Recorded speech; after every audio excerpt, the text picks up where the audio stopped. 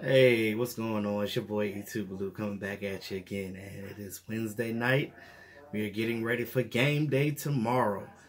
I hate Thursday games because when Sunday rolls around, it's like, oh, my team's not playing, so I got to watch somebody else. This is our second Thursday in a row. We played Thanksgiving, and now we're playing yet another Thursday. Cowboys have a lot of injuries. Well, we know most of them, but I'll get into that. We are playing the high-flying, just loving to score Saints. Now, it is a lot riding on this game right now. Vegas has the Cowboys, the Saints winning by 7. Well, hopefully it's not more than that, and hopefully we actually get the dub. But it's a lot of ifs, ands, or maybes. But there's a lot of things that has to happen for us to get this victory in this game. This is not a team that I am underestimating at all. They are 10-1 for a reason, and I'm going to explain a lot. If you guys don't know, I'm pretty sure most of my subscribers know some things about football. Some of you know a lot, some of you don't. But hey, that's why we're here as YouTubers to, bring our perspective and, bring things to your attention that you may or may not know. Some of it is hearsay for some people. Some of it is just refreshing. And for other people, it's like, oh, I didn't know that. Give you something that ESPN don't give you. So, as you know, I do this matchup thing every week. But this game in particular, like I said, I mentioned this in my last video, that it's definitely an uphill battle for the Cowboys to win this game. When you look at it on paper and when you look at all the dynamic weapons that the Saints have on their team, but it's definitely a game that can be won. It's not like you look at the Cowboys and like, oh, they can't do anything with this team, but there's a lot of things that they can't make mistakes in this game, period. I mean, it's a lot of things that have to work out for the Cowboys to win this game. They are going to have to play an all-around performance to get the dub on this game. And, as a lot of people, so even Dak Prescott, he has a lot of Saints fans in his family, but he made the comment, said, hey, now that I'm a Dallas Cowboy, there better be Cowboy fans, especially when we're playing the Saints. So I'm loving the confidence in Dak Prescott because that goes a long way.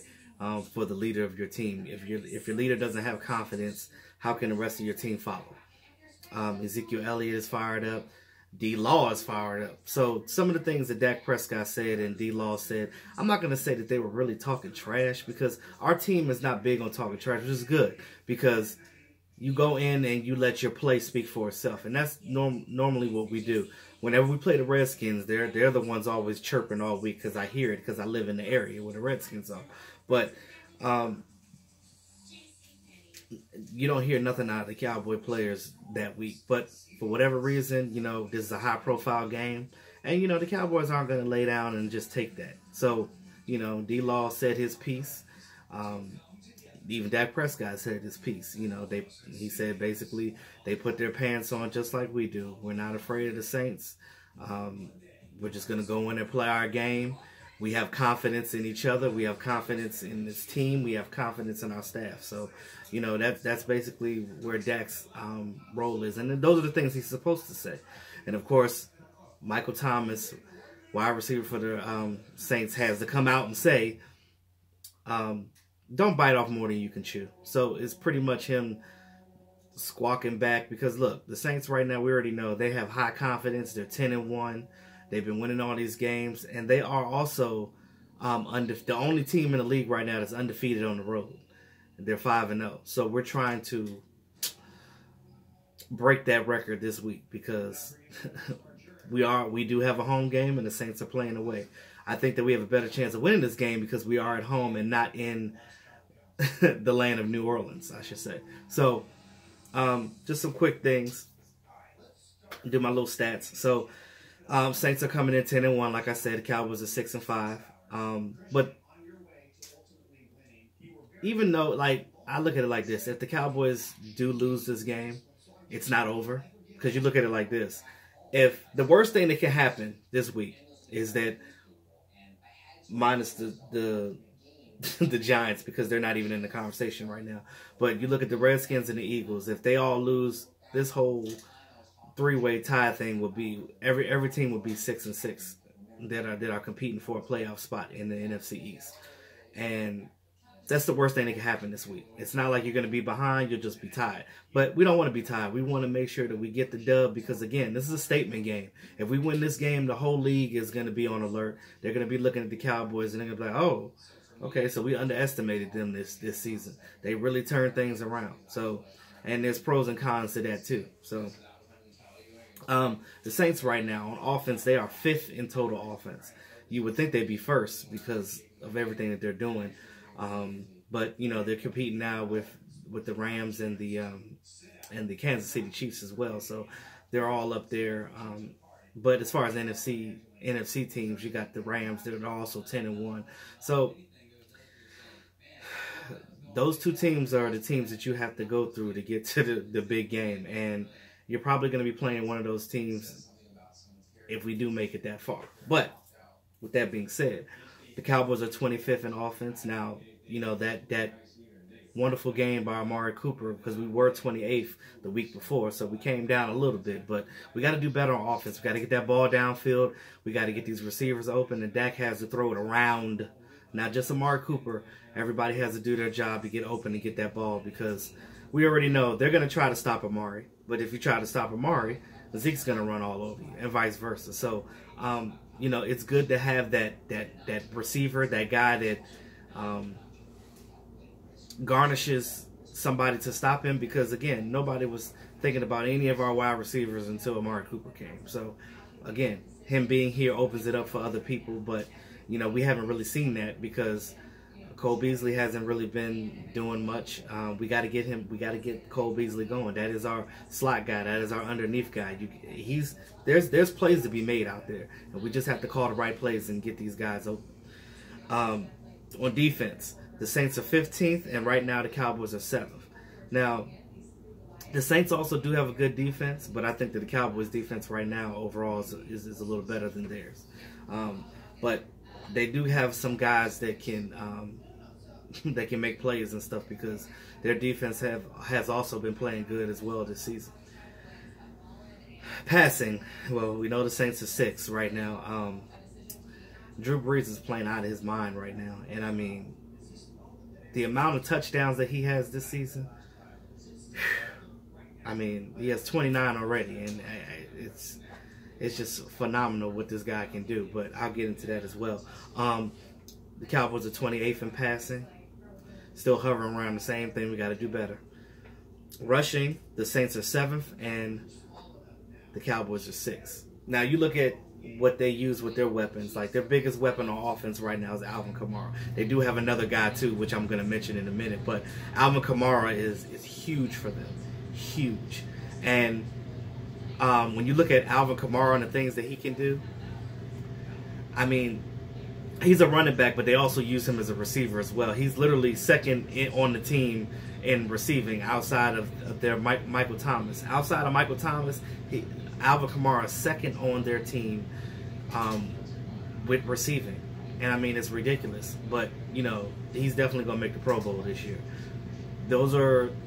He's definitely a guy that the Cowboys are going to have to look out to. Our linebackers are going to have to step up this game, and our corners as well. So you look at our secondary, you look at what we have. Guys have been doing well, you know, this season. They haven't been the greatest, but you look at what we have with Byron Jones. Byron Jones is still one of the best corners in the league right now. Xavier Woods had that interception that was tipped by Leighton Vander Esch and Awuzie. So these guys have been up and down, but they're reeling right now, and they're getting turnovers, they're getting sacks, and this is what this defense is predicated on. You look at the emergence of us having Chris Richard now, and, you know, having more of a up-in-your-face dynamic defense, and this is what I've been talking about before. Too many times before on defense, we've been playing off on players and stuff like that. A lot of our players are better at press man coverage than they are in zone. It's good to play zone in certain situations, but there's certain times where you got to get up on that receiver, because if you don't, he is going to run on you all day, and he's going to get that yak, and you don't need him to get yards after catch. That's just the bottom line with that. So Ezekiel Elliott is going to be huge in this game. We know that.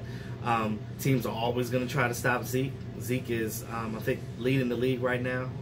I believe he's a 1,000-yard rusher already, and we're not even done the season yet. So he's had a couple of weeks where it was quiet, but you look at even the struggles that our offense had, and Ezekiel Elliott still has eclipsed 1,000 yards. It's just phenomenal what he's doing. I mean, we need all of our guys, all hands on deck. Starters, backups, role players, everybody needs to step up this game. Now, Drew Brees right now has a 76.4 completion rating. He has 3,135 yards for the season and 29 touchdowns and only 2 interceptions. And I mean, you look at what Drew Brees can do on offense, and you're just like, I mean, you can't do anything but respect that. You know, even Dak Prescott said in his interview that, like, hey, you know, I'm a New Orleans guy. I'm from Louisiana. You know, Drew Brees have reached out to me before. We talk on a basis, you know, almost like a mentor type of thing. But, you know, Drew Brees is a stand-up guy. I have to give him all the credit. But one thing I will say about Drew wasn't always a great quarterback. Now, when he first came out, you know, he's a short guy. So, you know, he had that against him. You look at when he first came out, he was with the San Diego Chargers when they were in San Diego. And he basically was there just for his rookie contract. He was there for the first 4 years of his season, his career. And nobody really wanted him back then. You know, people weren't checking for him like that. But then as soon as he got with the New Orleans Saints and linked up with Sean Payton, that's when his career skyrocketed. And you cannot tell me that coaching doesn't matter. And this is why I said what Dak needs. And this is why a lot of people don't like Jason Garrett here. It's not just because it's not because they don't like him as a person, but you look at player development.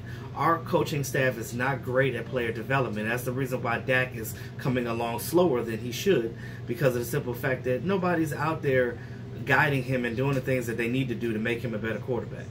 And that's what Drew Brees had when he first got with the New Orleans Saints, and now look at him. Future Hall of Famer, record-breaking. Him and Tom Brady are going down as one of the GOATs, and that's just the way it is. You know, I look at past games with Drew Brees, and you look at how he carves up defenses. He has a way of diagnosing a defense. He just walks up and he's just like, I know what you're gonna do. I know what you're going to do. It's nothing that you can do to trick him. He done seen all the defensive schemes out there. You know what I mean? But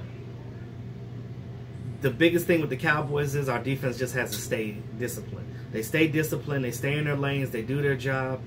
And plays will come to you. Now, but you can't be scared. You can't be scared. You got to go out there and be aggressive. And because Drew Brees will eat you alive. He would definitely do that. He is capable of doing it, and he exploits things. You look at when they played the Ravens, you look at what he did with their linebackers, and their linebackers are good. C.J. Mosley is a great linebacker, but you look at some of the things that he was able to do. I mean, he's throwing the ball to receivers and not even open. They're not even open, but he's throwing that ball right at the exact point where he needs to, and the exact spot where the DB can't get to it. The best thing they can do is cover as close as they can and bat the ball whenever they can. That's the best they can do, because outside of that, Drew Brees is going to get that completion. Now, Dak Prescott is 65.2% completion rating, which is normal for him. 2,427 yards. He has 13 touchdowns passing and 5 interceptions. Now, I would say 4 of those weren't on him, but, you know, we could debate that. We talked about, well, I mentioned Alvin Kamara. Alvin Kamara, 150 attempts for the year, 706 yards, and 11 rushing touchdowns. I didn't know that he had that many touchdowns this season, but you look at them scoring 30-plus points a game, and you see why. Even Mark Ingram's out here making plays. 90 attempts, 440 yards, and he has 4 touchdowns rushing himself. But when you have Alvin Kamara out there and Ingram is still putting up numbers as well, it's like the Saints are doing things with their offense that I've been saying all season long and in the offseason that the Cowboys should have been doing with our team. Basically, utilizing every player on your offense. Using guys. We got players that we don't even use, and I don't understand it. I mean, there's ways to do things, and if you don't do that this game, you're going to lose. This is the most dynamic team you're going to play this season, and you better pull out the stops, Linehan, or as some of you guys coin him as Vanilla Hand. I like that one, I do. I really like that one. So whoever came up with that, hand clap to you. Not Jason Garrett clap, but a real clap. Michael Thomas, and again, full of confidence. That boy has 86 receptions, 1,086 yards, and 8 touchdowns. Alvin Kamara, and I'm talking about receiving this time, 57 receptions, 519 yards, 4 touchdowns. Wait a minute. I just said that he had 11 rushing, and he has 4 receiving. Wow. Wow. Wow. 15 touchdowns for the year? Come on.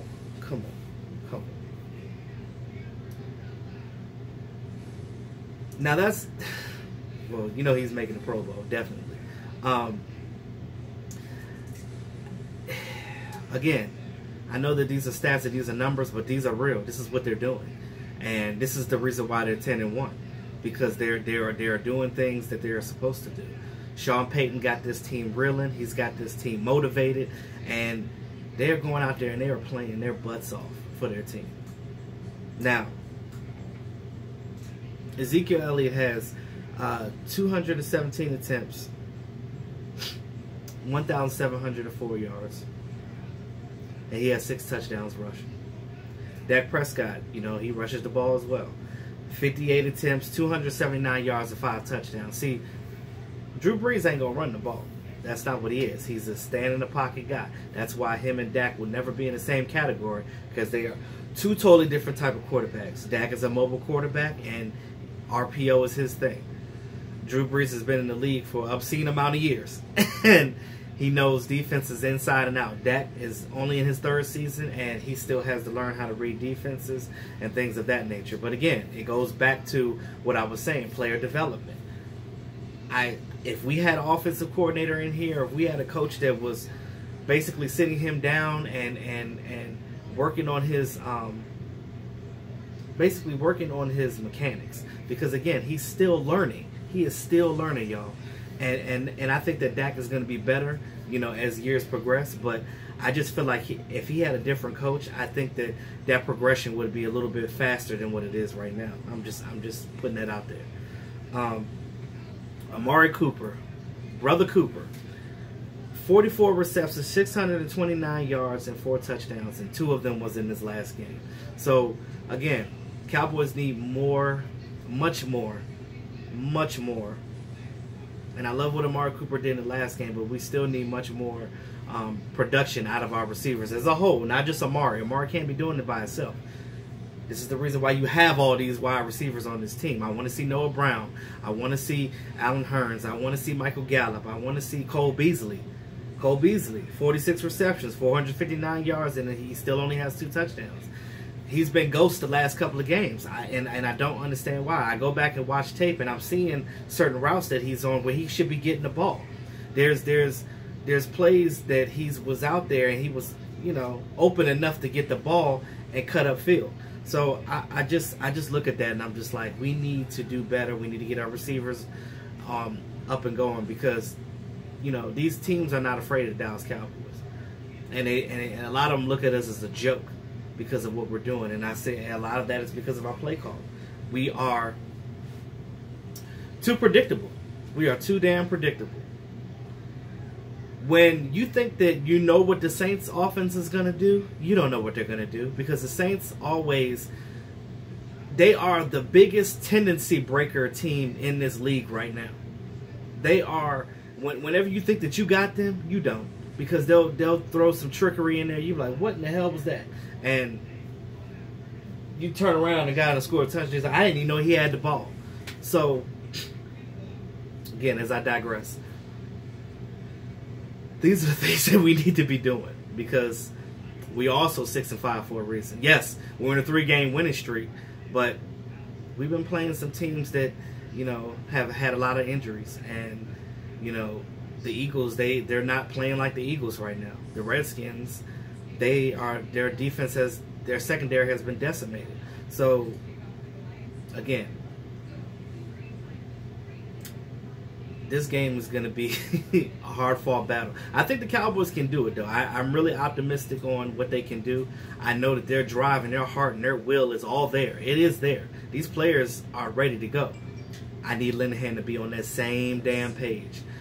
Because, again, if the Cowboys do some trick plays, guess what? You will trick a team every time because we never do these things. We never do anything more than traditional, more than the norm. We never do anything different, and that's the problem. And that's why every time we do a fake punt, it works every time because we don't do it very often. So I think I'm pretty much guaranteeing this game is going to be a fake punt here or there. If the Cowboys' offense starts stalling for whatever reason, Linehan's probably going to pull some crap like that. But again, you know, there's certain things that that we've done before that we've went away from. There's trick plays that I've seen us do like 4 or 5 years ago. Haven't seen it come back. So we need to do these things this game if we want to win. And you're going to have to pull out all the stops against these Saints because at the end of the day, you can't win a game the way we have. Can't do it. Not against these guys. So as far as injuries, the Saints are pretty healthy. They only have one guy I think is out. Their left tackle, Teron Armstead. He has a pectoral injury, so he's going to be out. As far as the Cowboys, we know Sean Lee's out. David Irvin's out. Tavon Austin is out. Jeff Swain is out. And Tyron Smith, he's questionable, so he's going to be a game-time decision. So we'll know tomorrow before the game, you know, what his status is. Just some quick tidbits. So the Saints, of course, we know they're the highest rating scoring offense in the league right now, scoring and averaging 37.2 points a game. What's funny about that too is the Cowboys are one of the stingiest defenses this season, which they are not allowing more than or averaging. They are averaging 19.4 points allowed. So if we can keep these Saints in the 20-30 point range, we have a good chance of winning. But once they get over that 30-point stretch, you can start to look at them like, remember, normally I would say that you have to control the time of possession, but with Drew Brees, none of that matters because Drew Brees only needs a minute to score. 60 seconds, that's all he needs. With the guys that he has on his team and him being able to throw the ball deep to Michael Thomas and get Alvin Kamara open on some wheel routes, I'm telling you, like, he only needs a minute. So your best bet is to stop them on defense and stay packed, score. When we get, I'll get it today. I just look at what we have, and I'm just like, we have so much talent. This game, we need to use Rico Gathers. We got to get Rico Gathers out there. That is a big guy, and I keep saying that every week, and they keep not doing it. My whole thing is, why are you wasting roster spots? Jeff Swain was out. This is a perfect opportunity for him to get more reps, because if you're not playing him, he can't get better.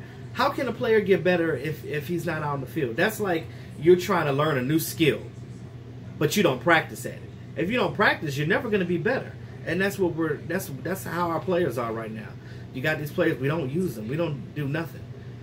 We need to get Olawale moving. We need to get Gavin moving. Not Gavin. Gavin's, what the hell did I say? Rico, I meant to say Gathers. We need to get Gathers out there. Tavon Austin is still not going to play this game. I think that he might come back next game because They've been saying he's been dancing around the facility. So, you know, when you got a groin injury, you ain't dancing around. So he should be coming up close to full health at this point. So we'll see what happens with that. One play I forgot to mention that the Saints do, and then I was talking about the whole trickery thing. Taysom Hill, their I think he's a rookie, their backup quarterback. They actually use their backup quarterback in the game. Go figure. He is definitely one of their core players right now. They're using their backup quarterback as, he's not a gadget guy, because I know that when Drew Brees retires, he's probably going to take over as quarterback. But they've been using him all over the offense. And don't be fooled by him. And don't over-execute either, because you're going to get fooled every time. They have been using Taysom snapping the ball in the red zone. They've been using him, lining him wide like a wide receiver. They've been lining him up like a tight end in the H, like he's going to block and then run out into the flat to get the ball. They are using him like a Swiss Army knife. Man, we got quarterbacks ain't even seen the field this year. Not saying that that's a normal way to do things, because it's definitely not a normal way to do things. Like, your quarterbacks don't normally, you don't interchange your quarterbacks like that. But they're putting them in the game with Brees. And that's another guy you're going to have to watch out for. And when I was talking about dynamic and them making plays and doing different things, it is a lot that we're going to have to look out for this game. The defense is going to have their hands full. And the biggest thing is, our offense is going to have to keep our defense off the field. I'm talking about limit them. The more our defense is on the field, the more they're going to get tired, and the more that Drew Brees is going to eat our asses up. So that's a key right there. That is the key to victory.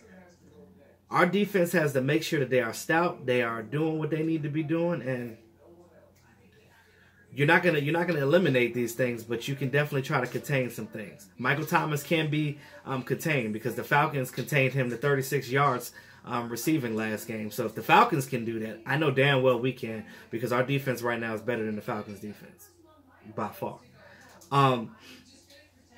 Steady linebacker play. That's another key. Steady linebacker play. I said it earlier. Alvin Kamara, Taysom Hill, they're going to use these guys as receivers. They're going to use them as running backs. They're going to be all over the field on offense. So these linebackers, they got to stay sharp. They got to not over execute. They have to make sure that they stay in their lanes and get these guys. Number 2. Well, I guess number 3, because I already said the other one for number 1. So number 3, get off the field on third down. 3 and outs. You got to get Drew Brees on 3 and outs, because I think that pretty much all of the fourth down plays that they went for this year, they have made. So, and Drew Brees, like I said, he is great. He will shred defenses. So they're gonna have to stay focused and not over execute and play their game. Play their game. Defensive line, get pressure on Brees. You know, he's still a short guy, remember. He can be sacked.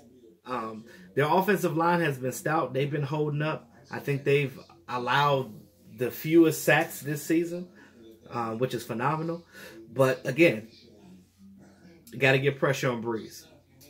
Because if your cornerbacks are out there covering for 3-4 seconds, that means that there's no pass rush going on. And I know that our pass rush is good. You know, we got Malik Collins, we got D-Law, we got Daniel Ross, we got the human log, Antoine Woods. So Antoine Woods is huge. That big body guy getting that pressure and helping D-Law get to the quarterback. I mean, I'm telling you, these are things that, and I can't forget about Tyrone Crawford. He's been instrumental this year. And I know a lot of you guys have been giving Tyrone Crawford hell, but this season he has been playing well. Stats don't speak it, but he's playing that position where he is creating things for the other players to get to the quarterback, and he's been getting there too. But again, I'm liking what I'm seeing with our defensive line. We just got to keep it up. We got to keep it up, y'all. And if we're gonna win this game, we have to play a damn near perfect game, because as soon as we start making turnovers and stuff, and you give Brees any type of breathing room, he is going to exploit that, and he's going to take full advantage of it, and we don't need that. Um, I've said this already. Minimize mistakes. There's no way you could come in the game mistake free, but you can if you play stout, come in there and Linehan calls the right plays and Dak executes. One thing with Dak, especially in this game, that Dak is going to have to do this game. Dak is going to have to step up into the pocket, and he is going to have to stop being late on these passes. He's been throwing the ball a second to a half second to a second too late. When that little jerk that he does, sometimes he needs to get the ball out right then and there. Because if you watch Drew Brees, he is going to get that ball out. And what I'm saying is, he's got to get out there and do it. So that's pretty much it, y'all. You look at what we have right now. Like I said, I'm loving the defensive play. The offensive play is going to be key. Dak Prescott, like I said, time of possession. But, again, Drew Brees don't need that much time. But if he's starting to score, we're going to have to stay pat. We're going to have to score with them. So, I don't care how long of a drive we have. It has to end in a touchdown and not a kick or not a 3-and-out. We have to end these drives with touchdowns, period. And that's it. That's the key to victory, babe. So, again, this is going to be a hard game to call. I'm always going to pick my Cowboys because I'm biased like that. It is what it is. I think that I truly believe that the Cowboys are going to hold this team. I would say that the score will be 34-31 Cowboys. Winning with a late field goal by Brett Maher. I think I may have said that before, but I'm saying it again. Because Maher did it with the Eagles game. He could do it again. So, with that being said, y'all, it's your boy E2 Blue, always keeping it real and getting ready for game day tomorrow. I know you guys are pumped as well, so I'll talk to y'all later. Have a great evening.